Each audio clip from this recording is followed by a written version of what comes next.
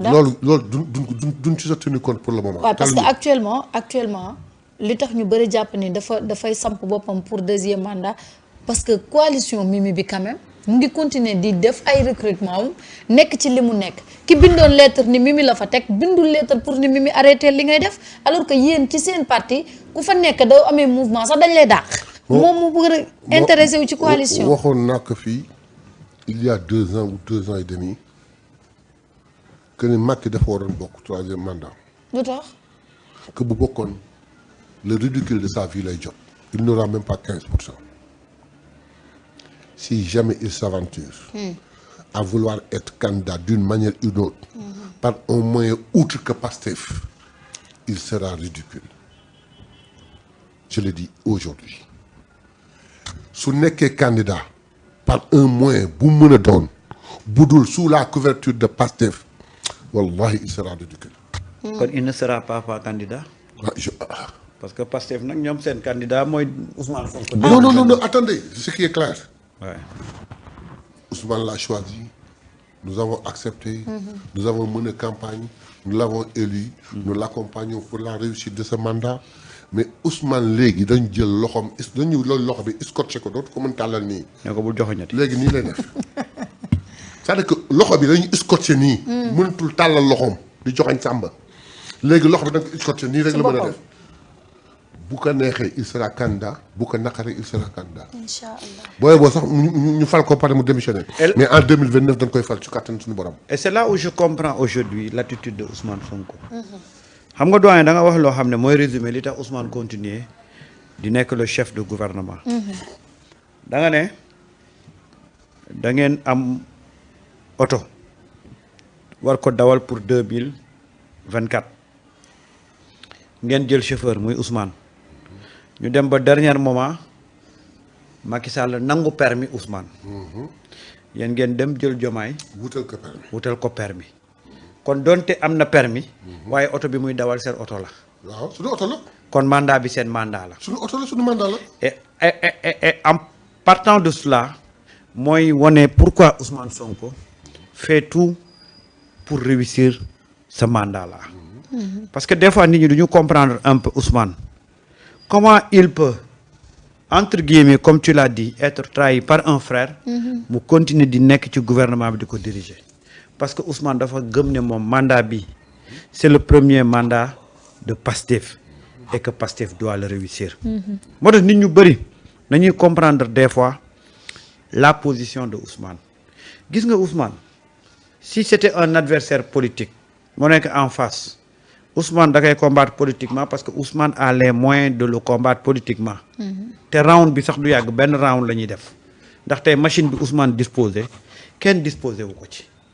mais Ousmane aujourd'hui son problème fondamental mooy que ce premier mandat de Pastef là doit être une réussite quelle que soit circonstance buy posé wu. moo tax Ousmane continue à manager son frère parce que dafa bëgg mandat bi mu réussir. Mais dans la lecture de la sortie de Barrow. Quand il fait comprendre, d'une part, quand il fait comprendre que ni Ousmane Sonko comme mu joxoñ nga faral ce n'est plus valable mooy Ousmane perd na légitimité populaire. Très bien.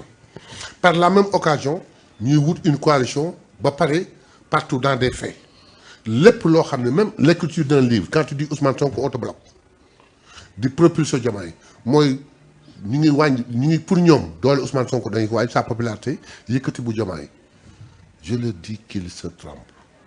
Il sait qu'il se trompe. Ensuite, deuxièmement,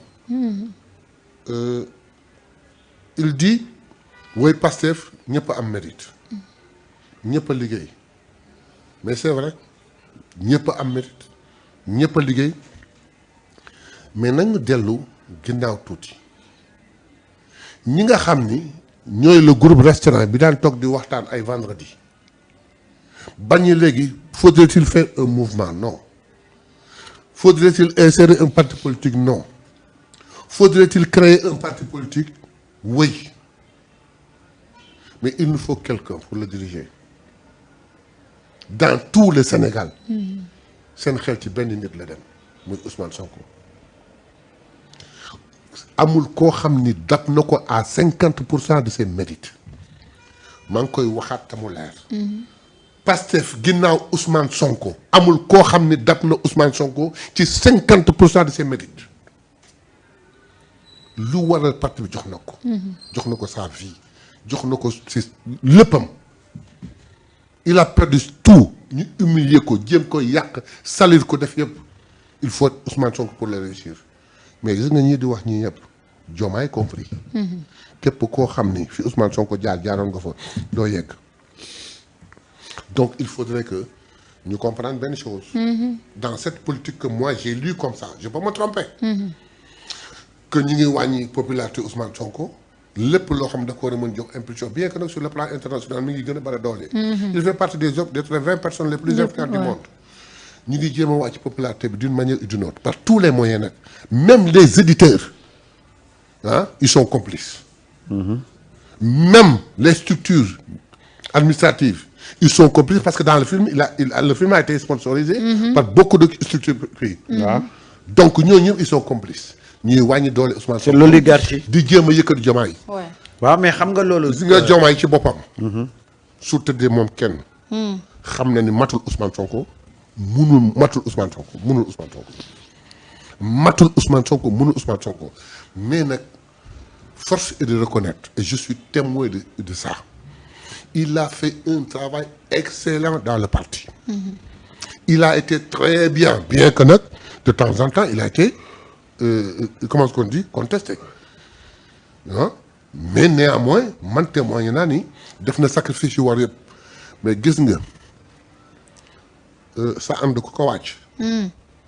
ànd boo yéeg fekk fa borom mbaa ànd boo yéeg mu toj. te ñii nga xam ne ñoom nga lëngoon tey bu seen pexe juboon wallahi doo fal. mais doyen tu as parfaitement raison ci gis nga mais nag moom c'est un témoin oculaire de ces gis nga tey ñi nga xam ne ñooy accompagner ce projet là de vouloir décrédibiliser Ousmane ñooñu ñoo àndoon na Macky Sall di xeex Ousmane. mais bien sûr mais waa kër Macky sax. et ils l'ont pas réussi xam nga tey dafa am loo xam ne Diomaye xam na ko de. parce que non seulement tey suñu waroon dem ci confrontation Diomaye moo la gën a xam ne adversaire yi Ousmane Janool yemuñ ak moom le frère Diomaye. Ousmane bi muy affronter Macky Sall avait un parti politique majoritaire. Macky Sall était majoritaire à l'Assemblée nationale. Macky amoon na Sénat amoon CSE. am na lépp. am décret. Diomaye lu mu am tey à part décret. xanaa ñoom tata Mimi. amuloo parti. amuloo coalition. am na coalition amuloo non Marita loolu du coalition. am na coalition bu ko xeebal coalition. waaw bu ko xeebal coalition. waaw nañ ko d'accord ok je suis d'accord avec toi léegi cite-moi quelqu'un qui a un poids politique bu nekk ci coalition bi. am na coalition daal. waaw d'accord mais cite-moi quelqu'un qui a un poids politique bu nekk ci coalition bi. ñooñu xaw ma leen nag waaye am na coalition da ngay daal ma ngay defar daal. xam nga tey amoo coalition. waaw amoo parti. amoo assemblée. amuloo mairie de Dakar. amuloo yow base politique. Diomaye fuy base am. Njagañaaw ba mu dëkk. Njagañaaw ba mu dëkk. Njagañaaw ba. nee na fi mu dëkk. bu mu fa demee du dañ ko gagné. waaw. présidentiel moo gagné. non xëy na nii bu demaatee woon mën na gañewaat. nga ne. mën na gañewaat. amul base. amul base dama koy toll nag. Samba le problème est très simple. waaw gis nga bara bii di wax naan popularité Ousmane Sonko wàññeeku na ba ku mu joxoon jotul dem. samedi prochain na Diomaye woote Iba Mar Diop wala kii stade kii Abdoulaye Wade Ousmane Sonko woote stade Léopold Sédar Senghor. xam nga doyen Baro moo la gën a xam ne loolu muy wax noonu moom du dëgg moom xam na ko Baro xam na ko de. gis nga doyen bu ñu commencé benn machination dafa am ay éléments de langage yoo xam ne dañuy xam ne du dëgg mais dañ koy balancer ci penc mi. plus nit ñi di ci waxtaan plus nit ñi di ci jéem a xool lan moo ci am ak lan moo ci amul mooy moo la gën a xam ne lu mu wax noonu du dëgg. mais ensuite xam nga benn mais c'est la campagne de xam nga bu mu jógee ci wax jooju mu wax. dañoo créer film. waaw. film bi daanaka liñ ci waxuñ ci sax Ousmane loolu yëpp ay campagne de mais machination. mooy loolu laa lay wax ni pour jéem a suufeel Ousmane yëkkati Diomaye. voilà léegi nag te moom mi ngi koy seetaan. tout à fait gis nga loolu dafa am loo xam ne politique la provocation politique réponse politique. réponse politique bi mooy lan. Baro avant muy def sorteem boobu du terrain meeting jaar na fi. Baro seetaan na terrain meeting. gis na ko. waaw nit dana seetaan terrain meeting bi xëy taxaw ne Ousmane noto la pouvoir ba mu amoon di désigner nit ñu koy fa amatu ko. ça veut dire que xam na ne li muy wax du dëgg mais c'est une façon de faire de la machination. maintenant doy man sama question mooy par rapport à ça lan mooy tey taxawaayu Pastef. c'est tout. par rapport ak seen leader Ousmane Sonko. sama taxawaay Pastef lan la. réorganiser suñu parti. renouveler les structures de base.